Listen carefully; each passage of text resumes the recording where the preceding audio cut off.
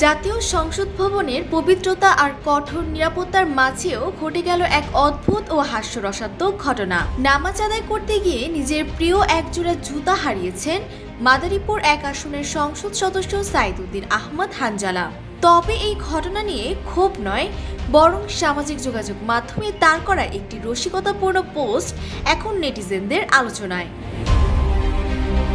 সোমবার রাতে নিজের ভেরিফাইড ফেসবুক পেজে এক পোস্টের মাধ্যমে এমপি হানজালা জানান, সংসদ ভবনের মসজিদে নামাজ শেষ করে তিনি দেখেন তার জুতা জোড়া উধাও, পরিবর্তে সেখানে পড়ে আছে অন্য এক জোড়া জুতা। পোস্টে তিনি অত্যন্ত ইতিবাচক ভঙ্গিতে লিখেন, আজ সংসদে নামাজ আদায় করতে গিয়ে একটা মজার ঘটনা ঘটে গেল। নামাজ শেষে দেখি আমার জুতাটা আর আমার নেই, বদলে অন্য একটি জুতা চলে এসেছে। হয়তো কেউ ভুল করে নিয়ে গেছেন, আবার আমারটাও হয়তো কারো পায়ে চলে গেছে।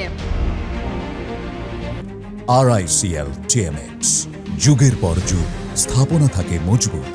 এমপি হানজালার এই সহজ সরল ও রসিকতাপূর্ণ স্বীকারোক্তি মুহূর্তেই ভাইরাল হয়ে যায়। পোস্ট করার মাত্র 2 ঘন্টার মধ্যেই এতে 50,000-এরও বেশি রিয়েকশন জমা হয়। 5,000-এরও বেশি মানুষ মন্তব্য করে পোস্টটিতে।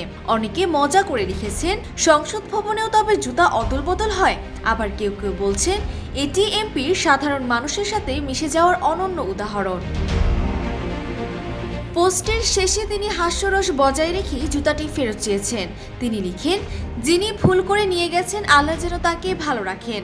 আর যদি এই পোস্টটা আপনার চোখে পড়ে, তবে আমার জুতাটা ফিরিয়ে দিলে খুশি হব। আপনার জুতাটি আগের জায়গায় রাখা আছে। আলোচ্য উক্তিটির মাধ্যমেই হানজালার ফেসবুক পোস্টের সমাপ্তি হয়। Desk report, Bangladesh bulletin.